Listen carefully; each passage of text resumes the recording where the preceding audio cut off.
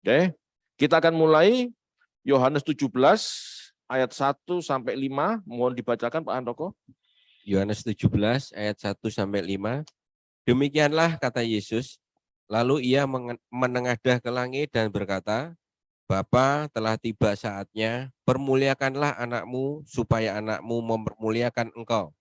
Sama seperti engkau telah memberikan kepadanya kuasa atas segala yang hidup, demikian pula ia akan memberikan hidup yang kekal kepada semua yang telah engkau berikan kepadanya. Inilah hidup yang kekal itu, yaitu bahwa mereka mengenal engkau, satu-satunya Allah yang benar, dan mengenal Yesus Kristus yang telah engkau utus. Aku telah mempermuliakan engkau di bumi dengan jalan menyelesaikan pekerjaan yang engkau berikan kepadaku untuk melakukannya. Oleh sebab itu ya Bapa, permuliakanlah aku padamu sendiri dengan kemuliaan yang kumiliki di hadiratmu sebelum dunia ada. Ya. 5 ayat ini sebetulnya mengandung banyak rahasia.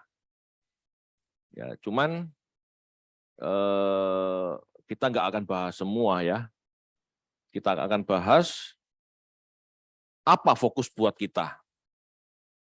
Tetapi sebelumnya saya akan jelaskan dulu ayat 1 sampai 5 ini bicara apa. Ya, supaya Anda paham jelas gitu ya, dan kesimpulannya tidak meleset. Yesus berdoa seperti umumnya orang Yahudi berdoa, membuka tangan dan memandang ke langit. Ya, ini ya Yahudi. Tadi tidak tutup mata ya.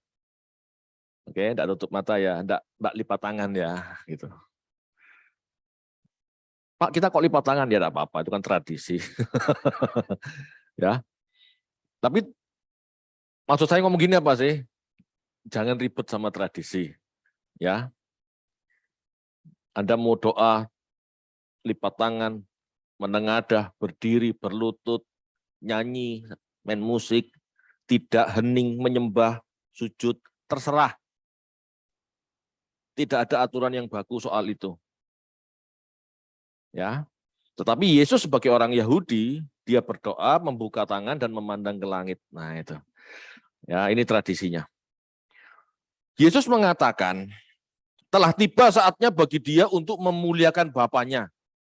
Kata memuliakan dalam bahasa Yunani itu disitu doxa, yang berarti memberi hormat, memberi nilai tinggi, memberi hormat. Jadi memuliakan itu bukan cuma menyanyi ya, bukan menyanyi itu salah, bukan cuma menyanyi, tetapi memberi hormat, memberi nilai tinggi. Maksudnya apa? Nah ini nanti kita lihat. Ya, doxa berarti memberi hormat, memberi nilai tinggi, menghargai, gitu ya. Ini berarti ketaatan Yesus untuk menjadi manusia, mengajar, menebus dosa manusia adalah untuk menghormati Bapaknya. Ya. Ketaatan adalah bentuk penghormatan kepada Bapa yang sesungguhnya, bukan sekedar kata-kata pujian yang indah. Ingat, ketaatan adalah bentuk penghormatan, adalah bentuk pemuliaan kepada Bapa yang sesungguhnya. Itu ketaatan, tidak ada yang lain.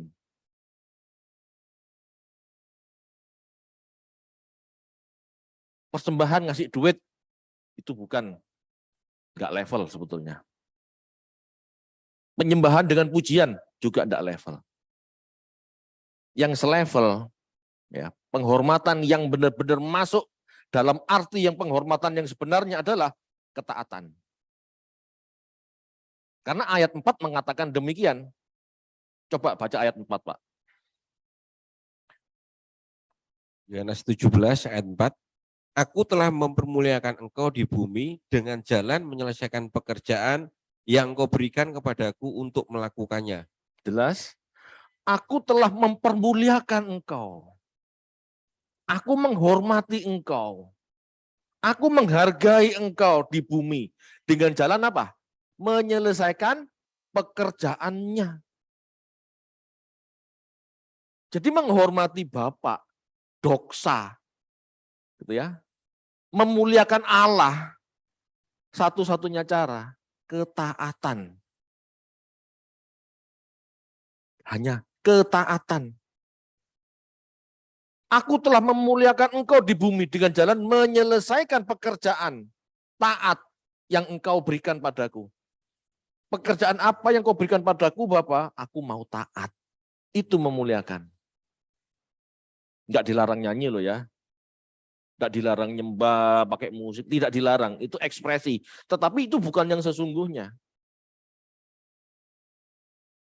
Memuliakan Allah yang sesungguhnya, menyembah Allah yang sesungguhnya adalah ketaatan. Melakukan pekerjaan yang Bapak perintahkan. Itu Tuhan Yesus sendiri yang menjelaskan. Bandingkan dengan Yohanes 4 ayat 34.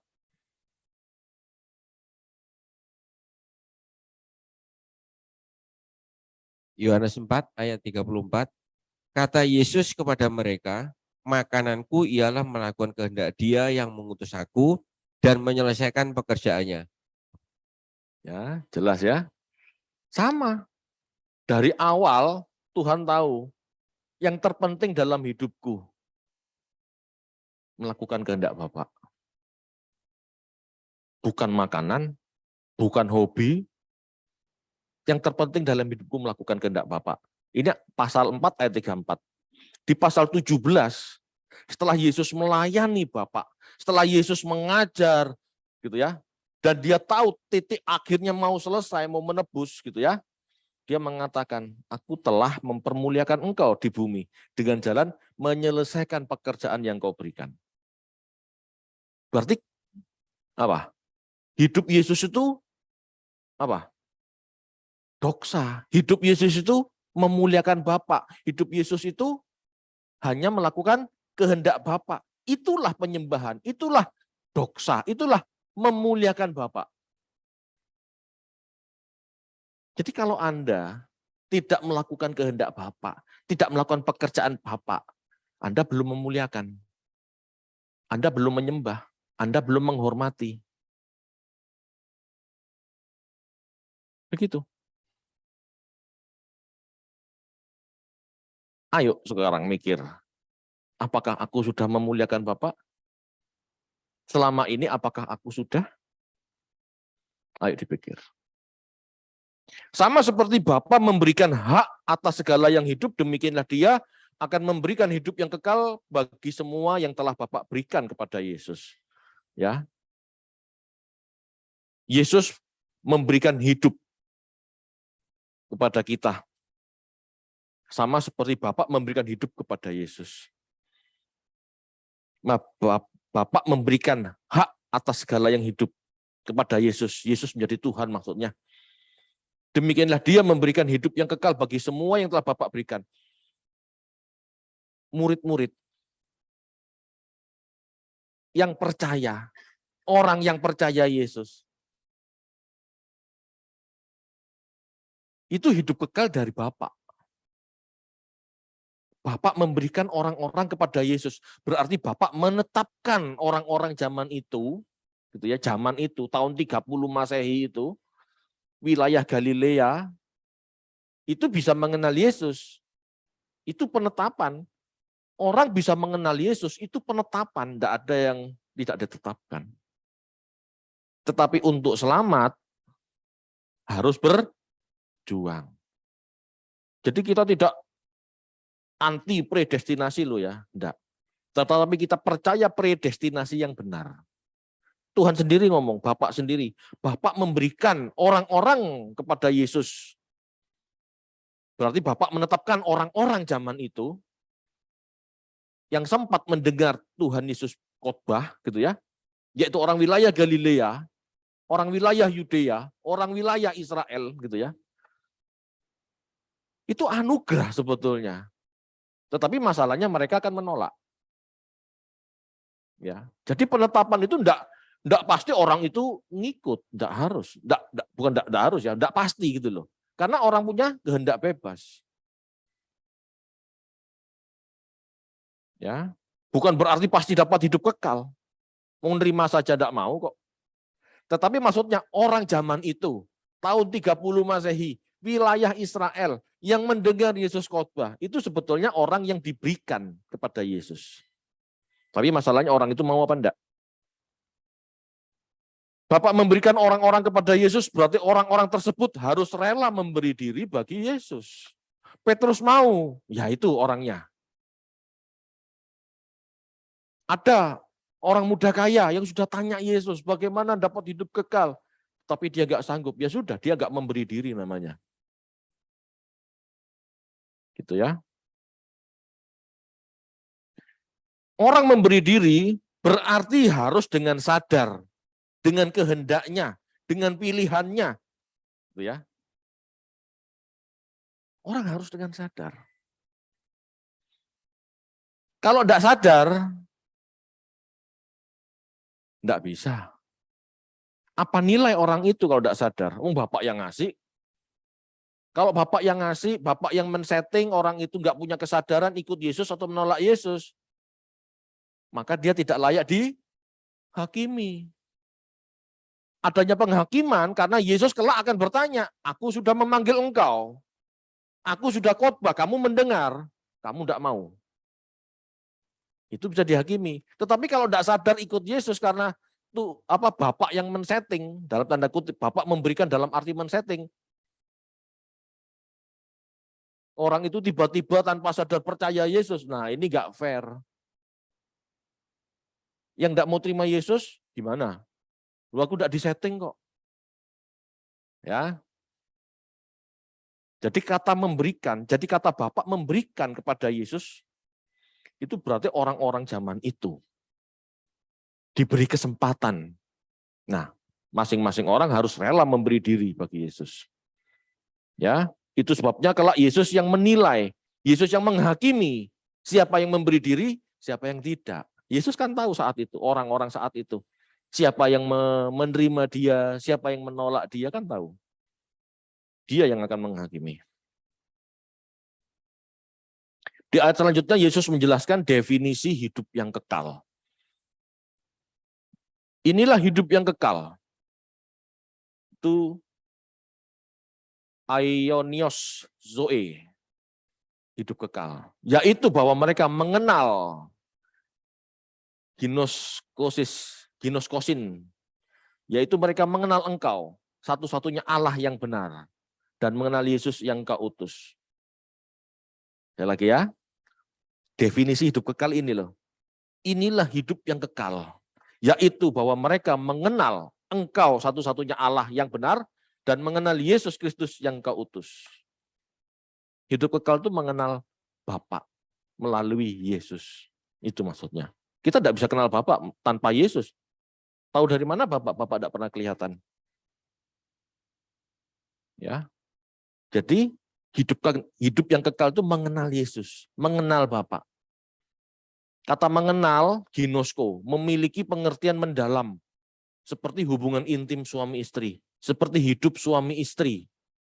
Bukan masalah seksual saja ya, tetapi masalah komunikasi, interaksi, hidup sehari-hari, intim. Ya, itulah pengertian ginosko. Di mana ada suka duka dalam menjalani kehidupan, itulah ginosko. Ketaatan istri dinikmati suami. Kasih suami bisa dinikmati istri, itulah ginosko.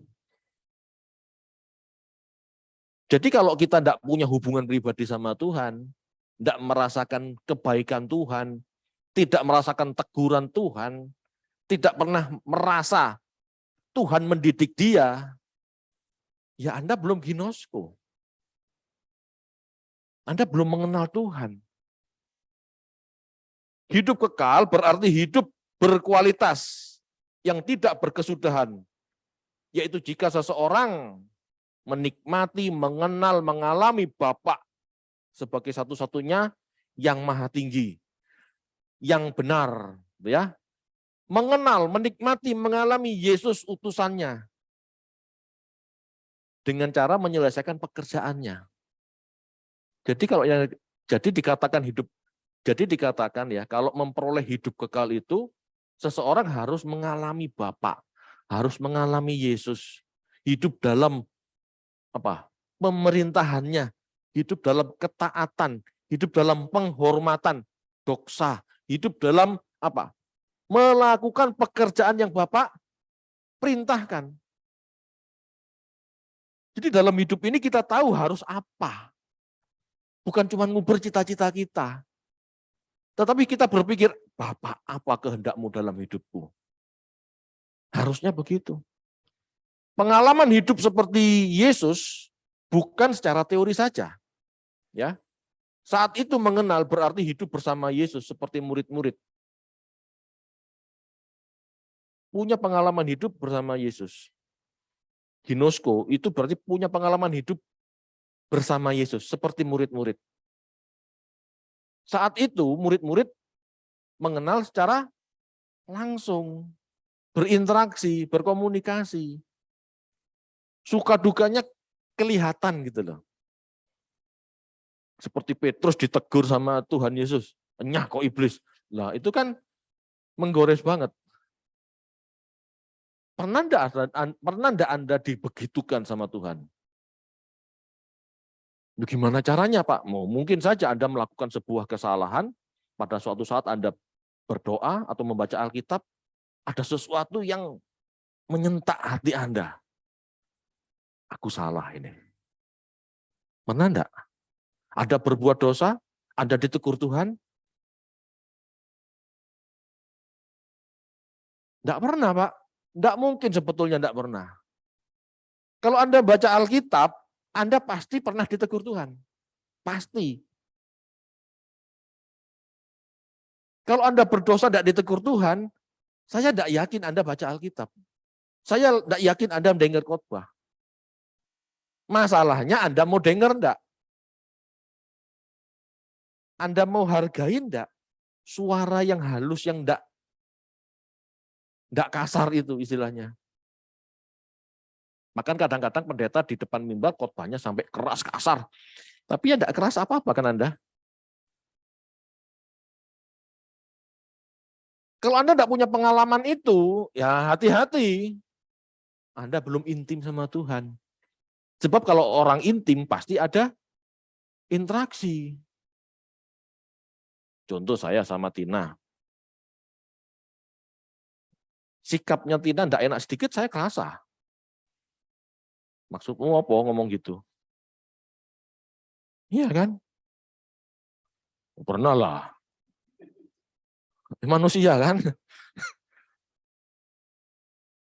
Ya, tetapi semakin dewasa sih, semakin tidak ya dulu itu. Saya juga gitu. Tina juga bisa merasakan kata-kata kasar saya. Kok kasar?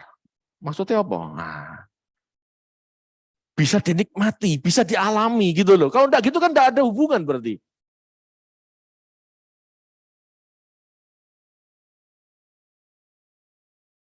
Saya romantis sedikit gitu ya. Dia kerasa.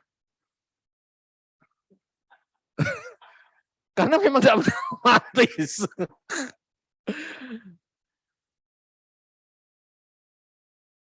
Tapi kan orang tahu, biasanya begini kok begini, kan dia ngerti gitu loh.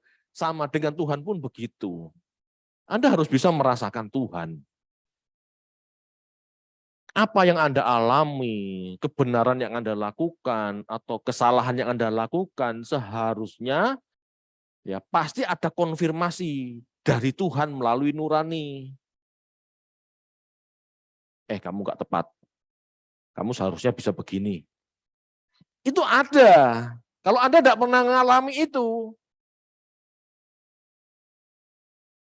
pertanyakan. Bahkan kalau perlu ya, khawatirkan itu.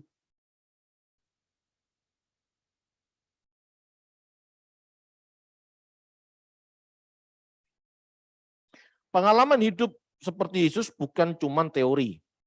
Saat itu mengenal berarti hidup bersama Yesus seperti murid-murid. Mengalami kebingungan yang sama dalam memahami ajaran.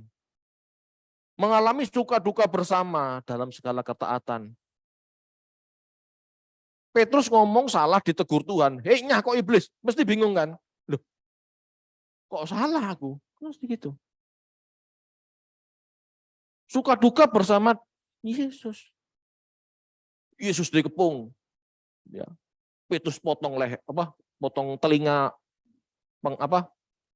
prajuritnya imam-imam. mengalami krisis sama.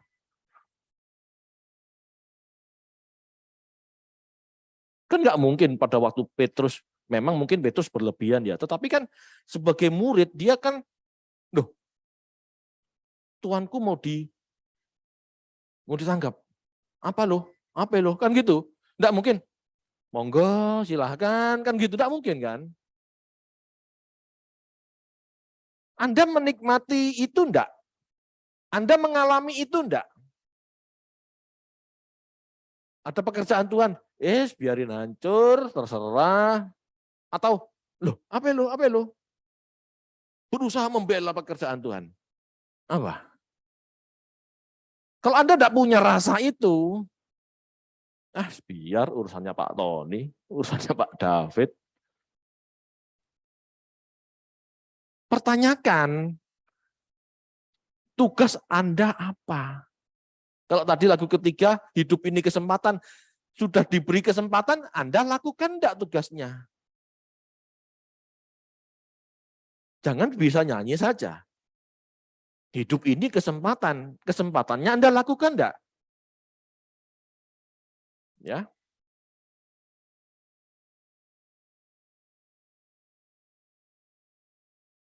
Bagi kita saat ini yang tidak melihatnya, memang sulit memiliki pengalaman bersama Yesus. Saya bingung, Pak. Saya memang sulit, tapi kejar. Anda pasti bisa menemukan.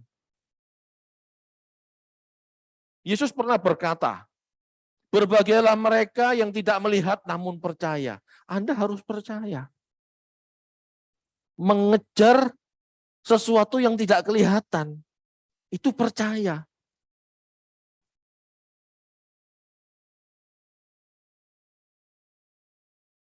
Ayam betutu enak, itu tidak perlu percaya. Betul? Karena kita sudah pernah coba, pernah makan. Tidak perlu percaya. Tetapi sesuatu yang belum kita tahu, tetapi itu sudah diajarkan, dikabarkan, itu perlu percaya. Kan seperti itu Thomas. Ayat ini kan muncul pada saat Thomas tidak percaya Yesus bangkit dari kubur. Yang namanya percaya itu, kamu yakin, meskipun kamu belum melihat, kamu belum merasakan. Tetapi dengan keyakinan itu kita bisa menemukan.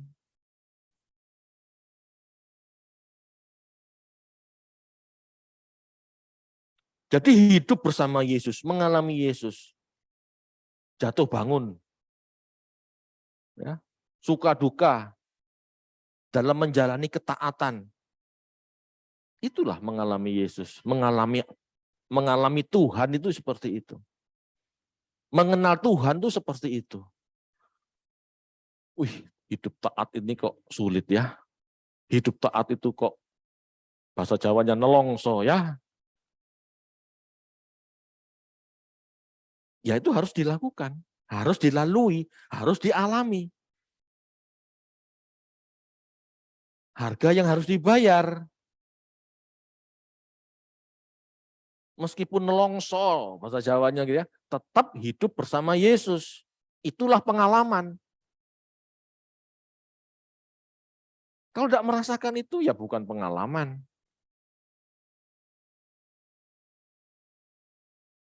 Ya, itulah mengenal. Pengertian mengenal itu. Lanjut.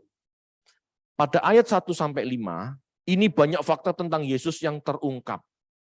Ya, ini kan saya sedang menjelaskan latar belakang ayat 1 sampai 5 dulu. Jadi saya jabarkan semua dulu ya.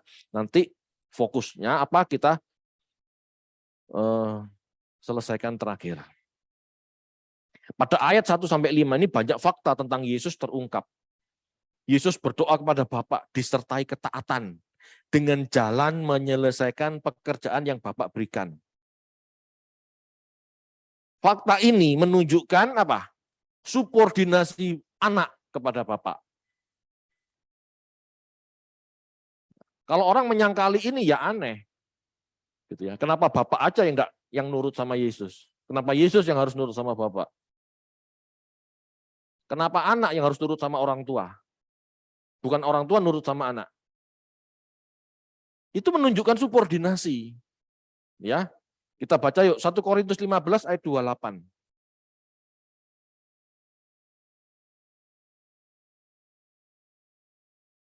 1 Korintus 15 ayat 28. Tetapi kalau segala sesuatu telah ditaklukkan di bawah Kristus, maka ia sendiri sebagai anak akan menaklukkan dirinya di bawah Dia yang telah menaklukkan segala sesuatu di bawahnya, supaya Allah menjadi semua di dalam semua. Perhatikan, ia sendiri sebagai anak menaklukkan dirinya di bawah Dia. Jadi anak menaklukkan dirinya di bawah Bapak. Itu tanda submit, itu tanda subordinasi, mengakui kebesaran Bapak. Itu jelas. Ya. Jelas banget. Kepala jemaat Kristus dan Bapak kepala Kristus. Jelas. Ya. Memang dalam ketuhanan tahta itu sederajat. Yesus jadi Tuhan bagi kemuliaan Bapa.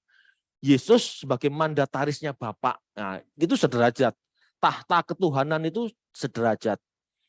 Tetapi dalam kealahan, di dalam keluarga Allah, di mana Yesus keluar dari Bapa, Roh Kudus keluar dari Bapa, ya pasti Bapa lebih besar. Jelas itu. Ya. Yesus mendapat kembali, ya Yesus dapat kembali ke hadirat Bapa dengan segala kemuliaan yang pernah Dia miliki karena ketaatannya. Ya, jadi Yesus sudah bisa kembali ke hadirat Bapa, bisa kembali ke tahtanya, ke kemuliaan yang pernah Dia miliki sebelum dunia dijadikan. Ya. Itu berarti apa?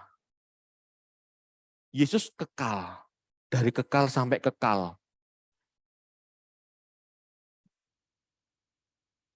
Kita baca yuk Mika 5 ayat 2. Mika 5 ayat 2.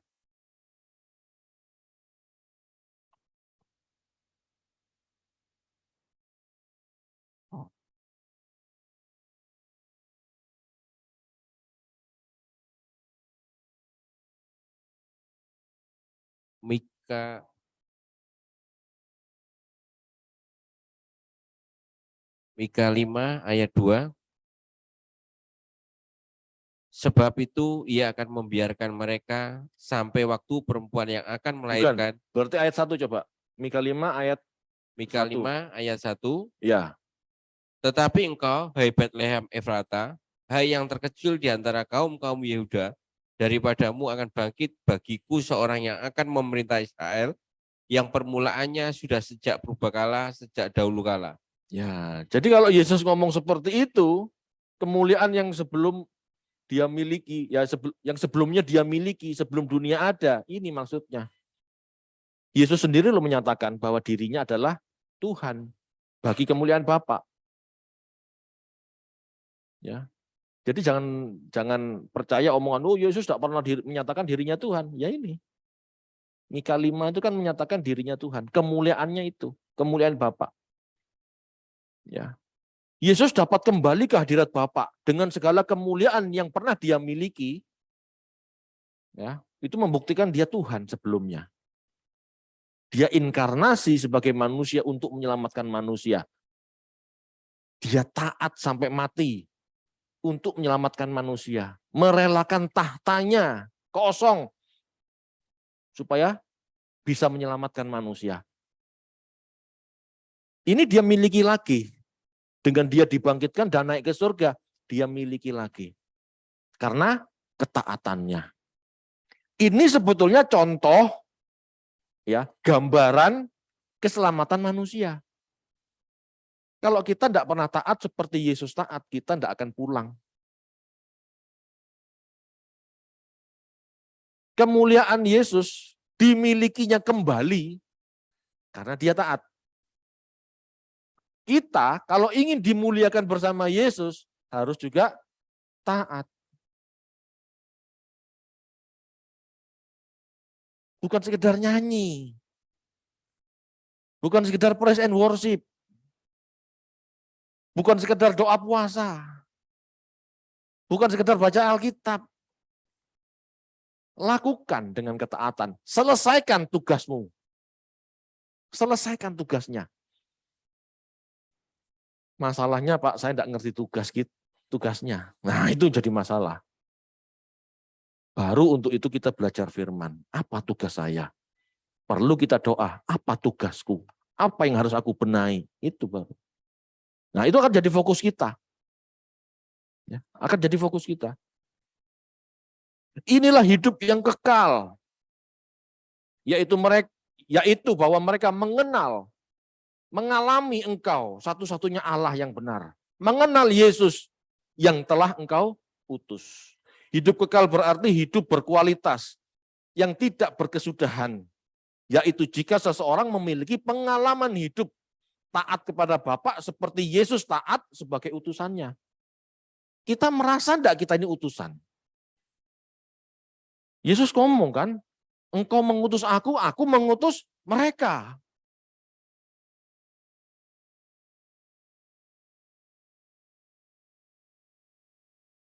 Di dalam doa Yesus, di dalam doa Yesus, Tuhan Yesus katakan, engkau mengutus aku Bapa dan aku mengutus mereka. Kita ini utusan loh. Kita lakukan enggak tugas kita sebagai utusan? Atau cuma sibuk sama urusan sendiri?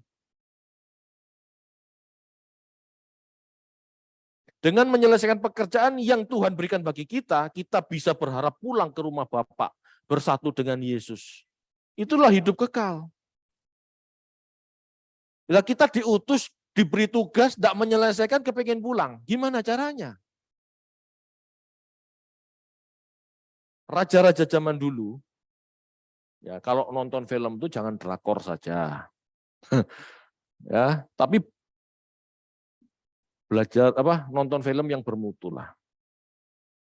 Atau kalau tidak belajar film sejarah itu bagus. Anda bisa mengerti nuansa saat itu. Ya. Jadi cuma bukan kerajaan fiksi ya. Dan setiap kali saya nonton film-film kerajaan, prajuritnya selalu ngomong, ini dia mengutus satu anak buahnya, Genghis Khan gitu misalnya ya.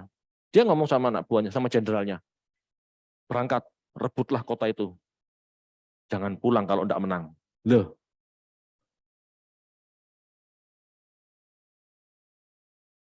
Anda gimana? Apa mau pulang ke rumah Bapak dengan, Bapak lapor, saya gagal. Gitu? Atau bahkan, lapor Bapak, saya tidak ngerti tugas saya. Jeketek, kan gitu ya istilah orang Surabaya ngomong. Nah kamu 70 tahun ngapain aja tidak ngerti tugasmu? Masih untung kalau, Bapak aku menyelesaikan tugas, tapi aku nggak tahu. Ini terbilang sukses apa enggak. Nah Tuhan sendiri yang menilai, yang menghakimi. Oh David, tugasmu 70. Tapi tidak bisa masuk kerajaan. LP3, masyarakat. Haleluya, sudah. Betul enggak? Kalau enggak, David nilaimu 90, masuk kerajaan. Yes, kan gitu. Kalau Anda menghadap Tuhan, saya belum mengerjakan tugas saya Tuhan, saya ketiduran. Saya asik dengan mainan saya sendiri. Sana itu ada tungku yang nyala-nyala. Angkat-angkat sana, gimana? Kita ini utusan loh. Yesus diutus Bapak dan kita diutus Yesus. Lalu kita bingung aja, hobi, cita-cita, pencapaian. Sudahkah kita mengerti tugas kita?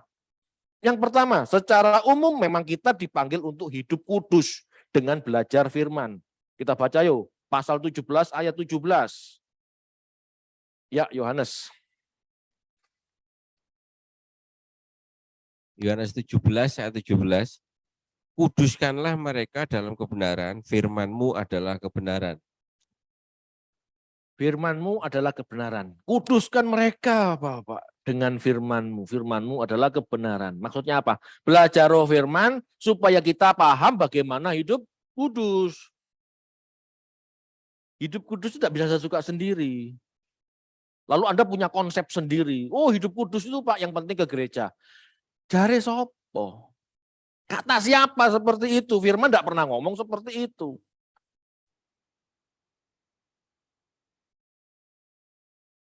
Kuduskan mereka dengan firman-Mu. Belajarlah firman supaya kamu mengerti bagaimana kudus. Belajar firman supaya kamu mengerti bagaimana terpisah dari dunia dan siap digunakan Allah. Itu loh kudus. Itu arti kudus. Dipisahkan untuk digunakan. Kita dikuduskan supaya kita terpisah dari cemarnya dunia dan siap digunakan Allah. Siap menjadi alatnya Allah. Siap diberi tugas.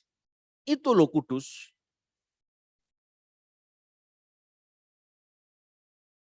Kita tidak mau cemar, kita tidak mau kotor, kita tidak mau berpikir kotor. Kita tidak mau menginginkan istri atau cewek yang bukan istri kita. Kita harus berkata benar, berkata jujur. Itu untuk apa sih? Untuk digunakan Allah sebagai alat. Pada saat kita menyampaikan firman, pada saat kita berinteraksi sama masyarakat, orang bisa melihat. Oh, orang baik itu yang seperti ini.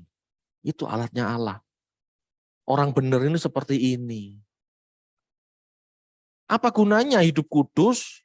Dalam tanda kutip ya bersih, tidak pikiran kotor, mulutnya juga tidak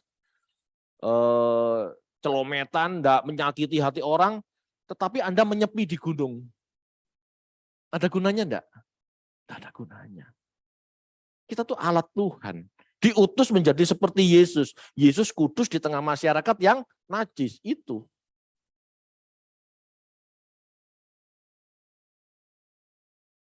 Kita dipanggil untuk hidup kudus. Untuk hidup kudus kita harus belajar firman. Bagaimana kudus yang sebenarnya? Hati kita harus sampai bersih. Tuhan ngomong apa? Kalau engkau melihat seseorang cewek gitu ya, menginginkan yang engkau sudah berzinah. No, itu loh kudusnya. Kalau engkau disuruh jalan 1 mil, berjalanlah 2 mil. No, itu loh kudusnya. Enggak perhitungan. Ada kasih.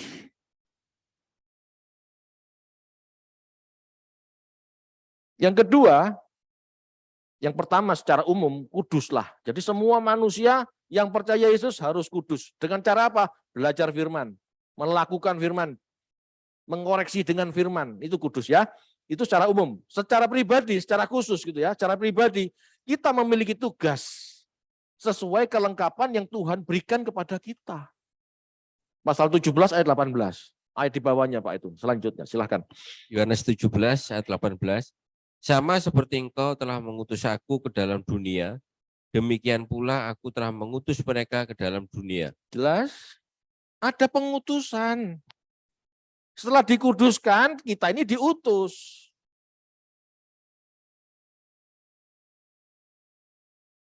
Jadi setelah dikuduskan, do something. Lakukan sesuatu bagian kita. Tidak mungkin kita diberi kekayaan bukan untuk melayani. Tidak mungkin kita dikasih kecerdasan tidak untuk melayani. Tidak mungkin kita diberi skill, suara enak, tidak untuk melayani.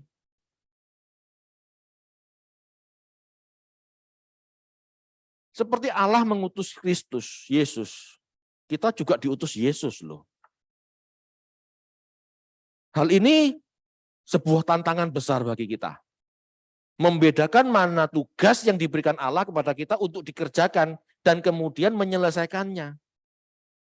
Tantangan. Anda harus merasa tertantang. Jangan cuek. Ini firman Tuhan yang ngomong. Pak, saya tidak bisa khotbah. Ya apa yang Anda bisa? Lakukan sesuatu. Lakukan sesuatu. Bakat, minat, sarana yang Tuhan percayakan pada kita, buat apa kalau tidak buat melayani? Buat apa kalau bukan untuk membuat orang mengenal Kristus? Dengan apa yang bisa Anda lakukan? Pak, kemampuan saya terbatas. Makanya bergabung dalam sebuah gereja, supaya apa? Supaya lebih efektif. Kan itu sebetulnya. Gereja itu kan supaya lebih efektif. efektif menguduskan diri, efektif melayani, gitu loh. Nggak bisa seorang diri melayani Tuhan. Lah kayak saya bisanya khotbah. Nggak bisa suruh nyanyi. Bayangkan kalau saya ya khotbah ya nyanyi. Jangankan masuk ya. Kalau saya nyanyi dulu sebelum saya khotbah, Anda buyar semua pasti. Iya kan bukan bakat saya. Makanya perlu orang lain, perlu Pak Menlu, perlu Lauren yang bisa nyanyi. Apa yang bisa Anda gunakan untuk Tuhan tuh gunakan gitu loh. Jangan disimpan tok. Dibagikan cuma sama istri sama anak. Dibagikan sama teman sekampung, karaokean sampai malam, dangdutan. Lo kenapa enggak mau jadi singer? Itu istilah apa ya? Contoh unik saja, contoh-contoh ringan saja. Kenapa? Gitu loh. Itu pun belum tentu Anda melayani loh. Anda nyanyi di depan sini belum tentu Anda melayani. Bisa saja karena sungkan. Sungkan aku Pak, mah ditagih Pak Tri terus. Bisa kan? Karena sungkan, bukan karena mau melayani. Lah ini sudah beda kan? Ayo Bapak Ibu, merasa tertantang untuk mencari apa kehendak-Mu bagiku Tuhan, aku mau jadi utusan yang benar. Ingat loh, kita ini dimintai pertanggungjawaban kelak. Pak Eras tadi siang khotbahnya. Kita ini akan dimintai pertanggungjawaban kelak. Hati-hati sama mata kita, sama mulut kita. Langsung Pak Eras nyanyi. Kalau saya tidak berani nyanyi, rusak suasana. Tapi setidaknya Anda mengerti loh, ada panggilan, ada pengutusan, ada pertanggungjawaban. Tidak sudah dipanggil, tidak sekedar diutus, lalu nggak ditanyai. Lah apa gunanya diutus kalau nggak ditanyai? David berangkat, tak utus ya. Oke, siap Tuhan. Lalu saya pulang. Apa hasilnya? Lah apa utusan? Tugasnya apa Pak? kan parah kalau kayak gini. Diutus siap Tuhan. Kan Anda begitu toh? Siap enggak Anda jadi utusan Tuhan? Siap, sambil nangis-nangis di KKR kan gitu ya. Tapi bisa pulang. Bagaimana pertanggungjawabannya? Tugasmu sudah selesai belum? Loh, apa tugas saya? Kan parah orang kayak begini.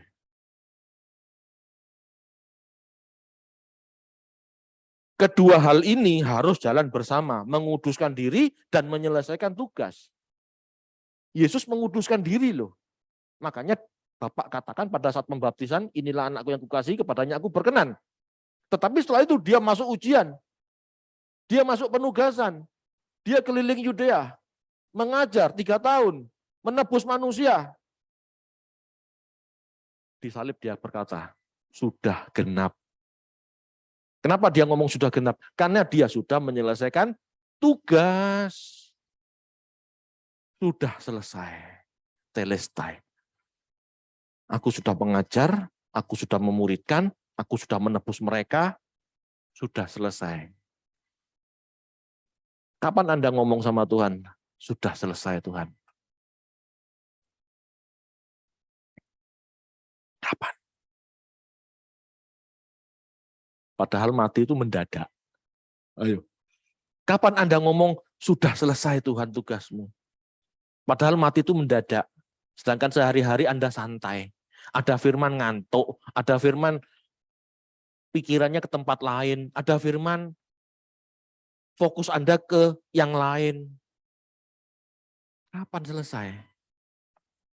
Jangankan mengerjakan tugas, ngerti aja enggak. Nah, terus ngapain Anda hidup?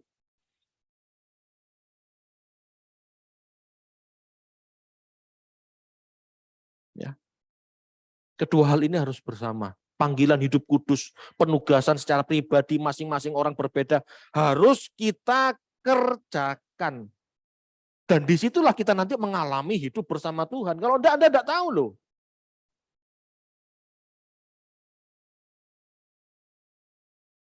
Tuhan berkati aku, Tuhan minta duit, Tuhan minta rumah.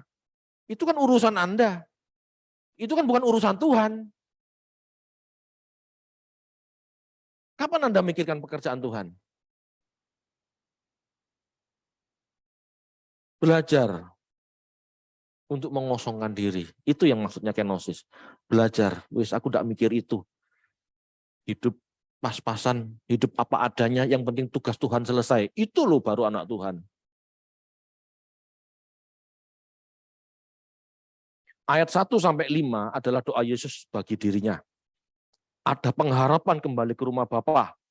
Bagaimana kita dengan itu? Adakah pengharapan itu? Ada enggak? Kalau kita berharap pulang ke rumah Bapa, kita mesti mikir bagaimananya pulang. Kalau Anda kepingin jalan-jalan ke Bali, itu misalnya ya, Anda pasti berpikir apa saja yang harus Anda bawa ke Bali, betul? Baju pantai, baju renang, ya kan? Anak kecil, gulingku, bonekaku dibawa.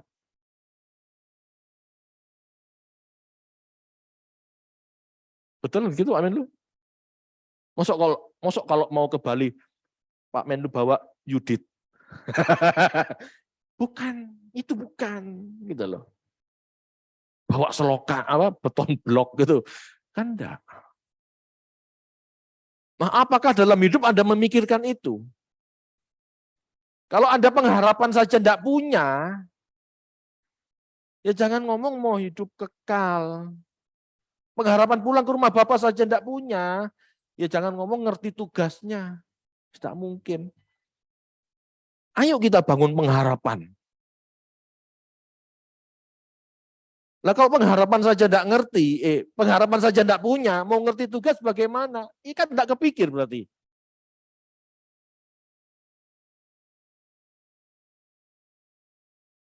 Saya bisa menikahi istri saya karena saya punya pengharapan dulu untuk menikah dengan dia. Kalau saya tidak punya pengharapan menikah dengan Tina, mungkinkah saya menikah dengan Tina? Tidak mungkin.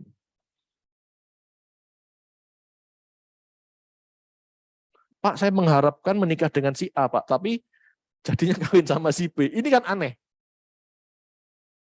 Kecuali zaman dulu ya, dijodohkan sama papa mama. Nah, itu kan zaman sekarang tidak seperti itu. Tetapi colong berpikir, kalau Anda tidak punya pengharapan pulang, Anda tidak akan pernah mengerti tugas Anda.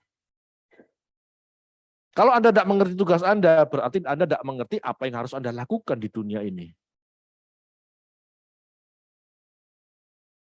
Bisa tidak pahami ini? Materi, gelar, jabatan, hobi, itu tidak diperlukan untuk pulang ke rumah Bapak, itu tidak diperlukan. Itu diperlukan cuma sekarang. Silahkan kerjakan itu, tapi bukan yang utama. Bahkan ya, dalam mengejar materi, mengejar gelar, mengejar jabatan, fokusnya bukan itu. Fokusnya adalah Tuhan. Tuhan, bagaimana dalam pekerjaku namamu dipermuliakan. Tuhan, bagaimana dengan jabatanku namamu dipermuliakan. Dengan jabatan yang kita miliki, jangan korupsi. Dengan jabatan yang kita miliki, perlakukan karyawan dengan adil. Berdayakan mereka, supaya mereka makmur. Jangan diperes, jangan ditekan. Nah, kalau Anda bekerja atau memiliki jabatan untuk hal-hal seperti itu, Anda memuliakan Tuhan. Tapi kalau Anda tidak mengerti kebenaran, Anda punya jabatan hanya untuk menggencet karyawan, hanya untuk memeras mereka.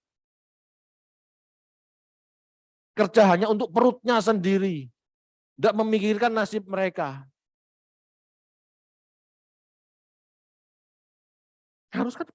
Harusnya Anda kan mikir, mereka Tuhan percayakan padaku.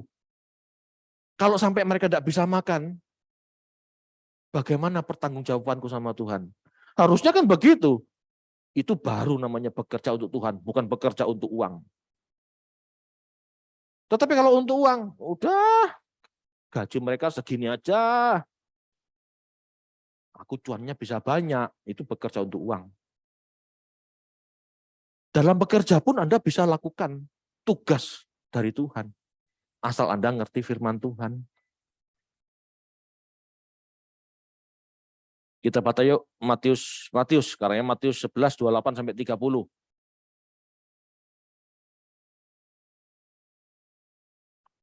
Matius 11 ayat 28 sampai 30. Marilah kepadaku semua yang letih lesu dan berbeban berat, aku akan memberi kelegaan kepadamu. Pikulah kuk yang kupasang dan belajarlah padaku, karena aku lemah lembut dan rendah hati, dan jiwamu akan mendapat ketenangan. Sebab kuk yang kupasang itu enak dan bebanku pun ringan. Kuk. Zaman dulu itu orang Yahudi memikul kuk yang berat. Kuk yang berat itu aturan yang berat, pengharapan yang berat. Segala sesuatunya berat. Menurut hukum Yahudi harus begini. Orang miskin kan, ini kan khotbah untuk orang miskin sebetulnya kebanyakan kan. Harus beli lambu untuk menebus dosanya. Untuk ngasih ini, kewajiban ke Yerusalem. Tiga kali setahun kalau nggak salah. Padahal kalau dia jauh tempat, nggak punya duit untuk ziarah, dia nggak bisa ziarah. Harus sabat. Ini orang miskin kan, sabat nggak punya uang, tapi nggak boleh bekerja. Aturannya Farisi kan begitu, aturan Yahudi kan begitu. Kan Yesus pernah ditegur pada saat murid-muridnya cari gandum di ladang hari Sabtu. Padahal dia lapar, nggak punya uang. Kuknya berat. Kalau ditarik di zaman sekarang, sama. Anda terbelenggu. Harus sukses. Harus punya uang banyak. Harus punya rumah. Harus punya mobil. Berat. Tuhan Yesus, ikut aku. Fokusnya cuma satu, kerajaan Allah. Bisa enggak? Mau enggak? Bukan dilarang bekerja loh, bekerjalah, tapi fokusnya kerajaan Allah. Jadi kamu enggak berat, enggak ngoyo, enggak harus.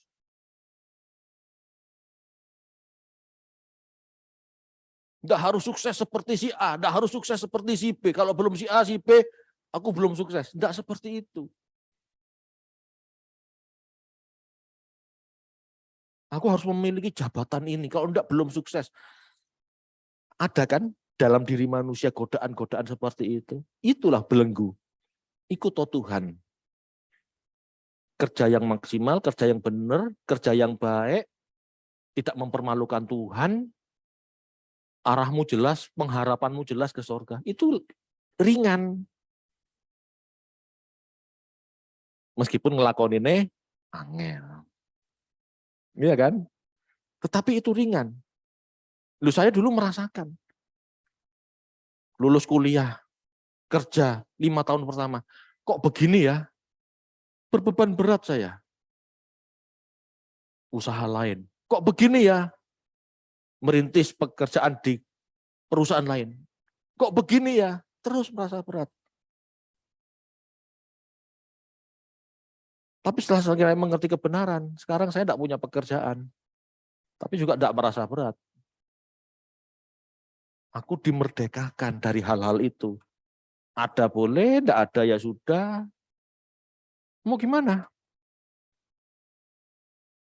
Yang penting aku berkenan dan aku siap-siap pulang. Lu harus siap.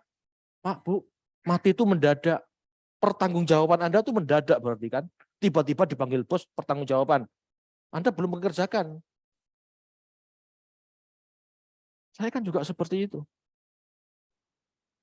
Untung masih cek lab. Kolesterol naik. Diabetes naik. Nah, untung masih bisa jaga-jaga kan. Tapi itu kan belum tentu juga Anda panjang umur. Kita tidak pernah tahu loh. Lalu Anda tidak memikirkan pekerjaan Tuhan. Anda tidak memikirkan penugasan Anda. Lalu Tuhan tanya, tugasmu gimana? Tugas yang mana Tuhan? Terus gimana?